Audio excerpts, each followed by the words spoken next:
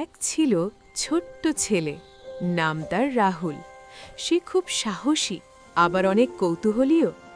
একদিন স্কুল থেকে বাড়ি ফেরার পথে সে দেখল ঝোপের ভেতর কিছু একটা ঝলমাল করছে। রাহুল ঝোপ সরিয়ে দেখে একটা সোনার রঙের ছোট চাবি। চাবিটা হাতে নিতেই পাশে থাকা গাছ থেকে নরম গলায় আওয়াজ এলো, তুমি যে চাবিটা পেয়েছ এটা জঙ্গলের গোপন দরজার চাবি।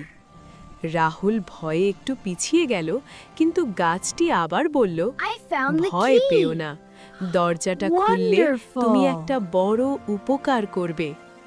রাহুল সাহস করে গাছের দেখানো পথে হাঁটতে লাগল। কিছুক্ষণ পর সে দেখল দুটি বিশাল পাথরের মধ্যে একটি গোপন দরজা, যার মাঝে ঠিক সোনার চাবির মতো একটি ছিদ্র।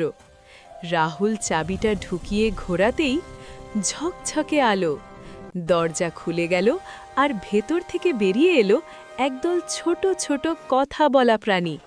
তারা বলল, আমাদের মুক্ত করেছ তুমি, এক দুষ্টু জাদুকর আমাদের এখানে বন্দি করেছিল। রাহুল খুশিতে লাফিয়ে উঠল।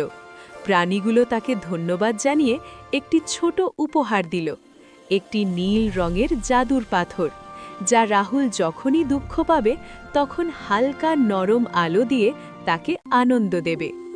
সেদিন থেকে রাহুল বুঝল, সাহস আর দয়া থাকলে কোনো জাদুর দরজাই বন্ধ থাকে না।